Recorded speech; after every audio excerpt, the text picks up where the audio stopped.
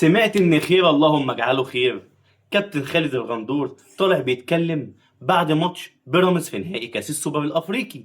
بيقول لك انتوا ازاي بتقولوا ان بيراميدز اخدت مكان الزمالك؟ بيراميدز اصلا ما اخدتش مكان الزمالك. هي بيراميدز كسبت بطولة دوري ابطال افريقيا مكان مين؟ لعبت السوبر الافريقي مكان مين؟ وصلت كاس العالم الاندية مكان مين؟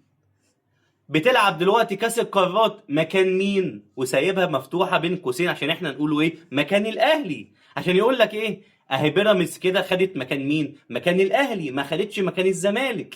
يبقى بيراميدز كده بتنافس مين؟ بتنافس الزمالك مش الاهلي. هو الكلام دوت بجد؟ انت مقتنع بالكلام ده؟ نادي الاهلي اولا ما بيتقارنش بحد. نادي الاهلي نادي بطولات ونادي معروف بتاريخه. جاي تكلمني مع الزمالك؟ هي الزمالك بتلعب فين يا كابتن؟ الزمالك دلوقتي بتلعب فين؟ في الكونفدراليه. يعني ما وصلتش بقى لها كام سنه بدوري ابطال افريقيا. يبقى ازاي بتقارن ده بده؟